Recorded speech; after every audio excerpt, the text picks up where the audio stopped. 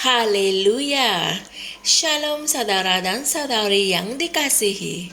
Selamat menyertai kami di saluran Rhapsody Reality, saluran renungan firman Tuhan istimewa untuk kalian setiap hari. Puji Tuhan. Pada hari yang diberkati ini, Pastor Chris ingin mengajar kita mengenai pengertian rohani. Haleluya. Mari kita renungkan bersama. Ayat Injil tema kita dipetik dari Kolose 1 ayat 9 yang berkata, "Sebab itu, sejak waktu kami mendengarnya, kami tidak berhenti-henti berdoa untuk kamu, sambil memohon supaya kamu dipenuhi dengan pengetahuan kehendaknya di dalam segala kebijaksanaan dan pengertian rohani." Puji Tuhan. Nyata sekali, Tuhan mau kita mempunyai pengertian rohani. Kebenaran adalah reality dan bersifat rohani. Amin. Semua perkara berasal dari kerohanian itu. Kita harus hidup dari perspektif tersebut dan kita hanya dapat melakukannya dengan pemahaman yang diberikan oleh Roh Kudus kepada kita melalui firman. Haleluya. Mari kita renungkan perbualan di antara Yesus dan orang Yahudi dalam Yohanes 8. Yesus berkata dalam Yohanes 8 ayat 37, "Aku tahu bahwa kamu adalah keturunan Abraham, tetapi kamu berusaha membunuh aku, karena firman-Ku tidak beroleh tempat di dalam kamu." Inilah firman Tuhan. Mereka tidak menyangka bahwa usaha mereka untuk membunuhnya mempunyai kaitan dengan ketiadaan firman-Nya di dalam diri mereka. Tetapi Yesus tahu. Dia mengaitkan penyebab utama mereka bertindak sedemikian dengan sesuatu yang rohani, kerana dia berfikir secara rohani. Dia berkata, "Aku tahu bahwa kamu adalah keturunan Abraham." Dia tidak merampas hak kelahiran itu daripada mereka. Tetapi dia membuat satu kenyataan yang sangat menarik dengan berkata, "Jika kamu adalah anak-anak Abraham, kamu akan melakukan pekerjaan-pekerjaan Abraham." Hal ini ditulis dalam Yohanes 8 ayat 39. Pada waktu itu, dia sedang bercakap secara rohani. Secara hakikatnya, Abraham adalah bapa mereka, tetapi tindakan mereka menunjukkan mereka adalah anak-anak syaitan. Ketika mereka berfikir secara faktual, yaitu duniawi, dan berdebat dengan Yesus, dia menggunakan firman Tuhan untuk menafsirkan pemikiran dan tindakan mereka, kerana firman Tuhan adalah kebenaran. Amin. Dia berpegang teguh pada kebenaran, dan begitulah cara kita patut hidup. Haleluya. Dalam Lukas 22, di saat penangkapannya, dia berkata, "Inilah saat kamu, dan inilah kuasa kegelapan itu." Seperti yang ditulis dalam Lukas 22 ayat 53. Semua orang melihat penangkapan itu dari sudut pandangan duniawi, tetapi Yesus menafsirkannya secara rohani. Dia mengatakan bahawa kuasa kegelapan adalah dalang di sebalik kejadian itu. Hal itu seperti krisis yang sedang berlaku di dunia hari ini, yang bermula pada tahun 2020.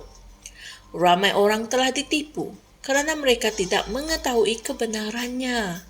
Mereka tidak melihat dari perspektif rohani. Sebaliknya, mereka mengikut perintah orang duniawi. Melalui pengetahuan akan firman, kita dapat mengenali pekerjaan Tuhan dengan mudah dan membezakannya dengan pekerjaan syaitan. Ingatlah kata-kata Yesus dalam Yohanes 16 ayat 2. "Mereka akan melarang kamu masuk ke rumah ibadat. Akan tiba masanya, sesiapa yang membunuh kamu menyangka bahawa dengan perbuatan itu dia mengabdi kepada Allah." Dia menjelaskan bahawa sesetengah orang akan berfikir bahawa Mereka sedang berbuat bakti kepada Tuhan apabila mereka membunuh umatnya. Mereka mempunyai tafsiran dan penilaian yang salah kerana mereka menilai berdasarkan daging. Firman-Nya tidak ada di dalam diri mereka. Kita yang dilahirkan dari Roh Tuhan mesti berterusan memakan firman. Melalui firman, Roh Kudus memberikan kita pemahaman dan pengertian rohani dalam semua perkara. Haleluya. Saudara dan saudari semua, mari kita sama-sama berdoa. Ya Bapa, terima kasih kerana memberikan aku kemampuan untuk hidup di dalam dan dengan kebenaran. Dalam semua keadaan, aku mempunyai kedamaian dan peristirahatan, damai sejahtera dengan kemakmuran, kesihatan, kekuatan dan sukacita. Kerana fikiranku fokus pada kebenaran firman-Mu selalu. Dalam nama Yesus. Amin. Untuk memahami ajaran kita pada hari ini dengan lebih mendalam, renungkan semula ayat-ayat Injil berikut, iaitu Efesus 1 ayat 15 hingga 18, 2 Yohanes 1 ayat 1 hingga 4, dan Kolose 1 ayat 9, Kitab Terjemahan Amplified Classic. Haleluya. Oleh itu, saudara dan saudari semua, ianya penting untuk kita sentiasa mempelajari, merenungkan, dan memakan firman Tuhan setiap hari. Kerana melalui firman, Roh Kudus memberikan kita pemahaman dan pengertian rohani dalam semua perkara. Haleluya. Untuk sebab inilah kami kongsikan firman Tuhan dengan kalian setiap hari. Puji Tuhan. Luangkanlah masa untuk merenungkan firman Tuhan setiap hari. Kalian boleh dapatkan salinan renungan ini dari link laman web yang telah kami kongsikan di bawah ruangan video ini. Dan kongsikan juga dengan teman-teman yang lain. Haleluya. Jumpa lagi esok dan Tuhan berkati. Shalom. Kami percaya saudara-saudari semua telah diberkati dengan perkongsian firman dari Rhapsody Reality. Bagi sesiapa yang ingin menjadikan Yesus Kristus sebagai Tuhan dalam kehidupanmu, kamu boleh mengucapkan doa ini bersama dengan saya.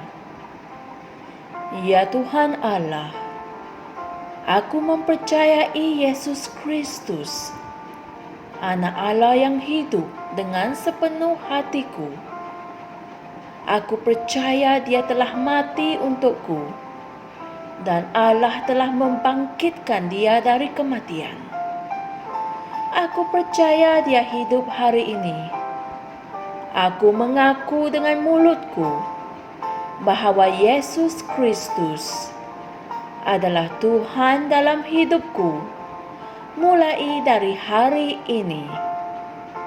Melalui Dia dan di dalam nama-Nya, aku mempunyai kehidupan yang kekal. Aku telah dilahirkan semula. Terima kasih Allah kerana menyelamatkan jiwaku. Aku sekarang adalah anak Allah. Haleluya. Tahniah. Sekarang kamu telah menjadi anak Allah.